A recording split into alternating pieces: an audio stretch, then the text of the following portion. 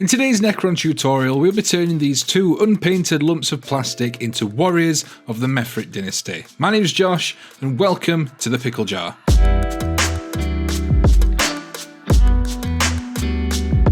That's right, it's time for another tutorial in what has now been dubbed the Dynasty Warriors series. Today we're looking at the Mephrit Dynasty and we are going to be painting those up in their classic colours. Now I've been using the airbrush a lot recently, but for today's painting project I thought I'd use and show off some of these awesome rattle cans that I was sent by the lovely people over at Colourforge.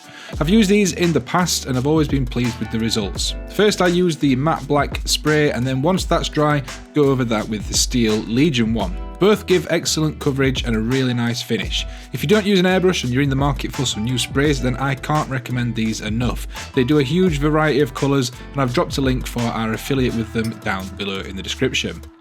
Now, using the sprays or an airbrush to get the bulk of the work done in one go really helps to speed up the painting process.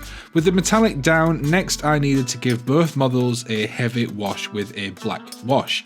Now I'm using Citadel Nuln Oil, but any black wash will do. This helps to dull down the silver whilst also filling in the recessed areas to add some definition back into the model. You can see here the side-by-side comparison before and after the wash. The main focus here is the body, because we'll be painting over the gun in the next step anyway.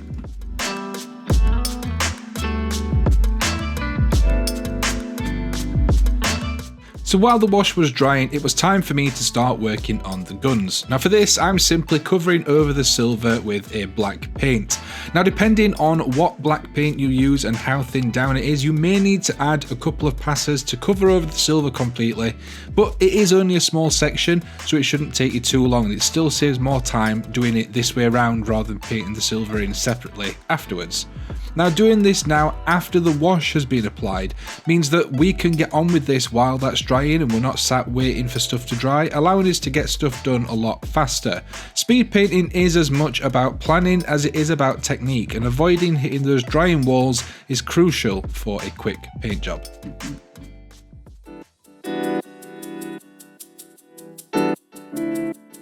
With the black on the gun done, I move back over to finish off the armour. Now the current colour scheme for the Mephrit Dynasty has them sporting green face masks and shoulder pads. For this I'm using Lauren Forest from Citadel, though any similar colour will do. I thinned this down a little bit just to make sure it goes on nice and smooth, and applied 2 thin coats to get this over the silver. On the Royal Warden, I left the strip on the top of his head blank, as we'll be painting that with white later on.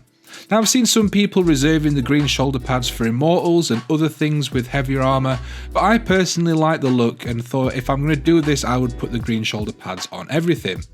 Once this was on, I mixed a little lighter green to the base colour and added a small edge highlight. Now I didn't want to go too bright with this, as I prefer subtle highlights to in-your-face lines, but that's just personal preference. If you do want something a little bit more obvious, simply add in more lighter green to help make the edges stand out.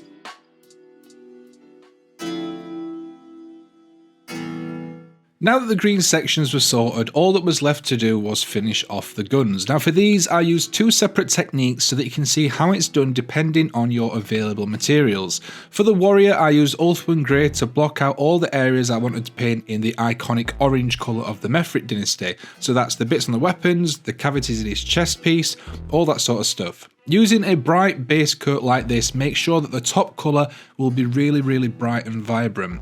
I find that Ulthuan Grey covers much better than actual white paints, so I tend to use this more often than not.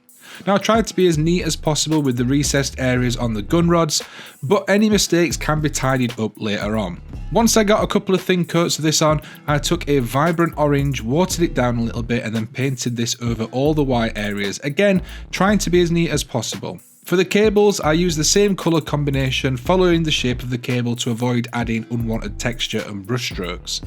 Once that was on, I took a brighter orange to add a highlight to the cable and to the dots on the rods, and finally I took a yellow and added a small dot of paint to each dot on the rods.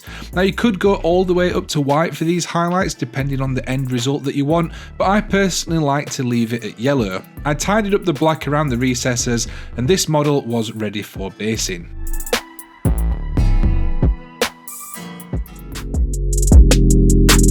For the Royal Warden, I wanted to show an easier and far more satisfying method for the recess sections. Now for this, I started with a white ink, rather than using Ulthuan Grey, because ink has a far stronger pigmentation whilst also being super thin and flowing really nice. Simply tapping your brush into the recesses allows the paint to flow and fill out all the sections, whilst also giving great coverage in one pass. Now the drying time is a little bit longer than using paint, but not by too much, and honestly, this was such a satisfying method to use, and the end result looks absolutely awesome. Once the white had dried, I mixed a red ink and a yellow ink for the orange and repeated the same process. With the recess sections done, I added some dots of orange paint followed by yellow dots to the dots on the barrels, the same as I did with the warrior. Now I did try the ink on the cables as well to see if I could get any sort of cool effects on there, but because it flows so much, it simply stained the white base colour and then pulled in all the recesses, so I ended up painting these the same as I did with the warrior.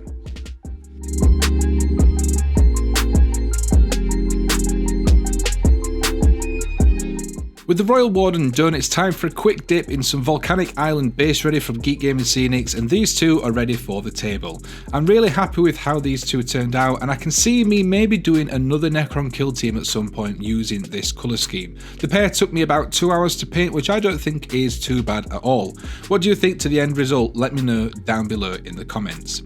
That's going to do it for this one, guys. If you've enjoyed the video, leave a like down below and subscribe if you're new. We have our affiliate links in the description below if you'd like to support the channel while buying yourself some lovely hobby products, and we also have our membership program right here on YouTube, which all of these lovely people have signed up to help support the channel. That's all from me. I'll catch you in the next one. Until then, enjoy your hobby.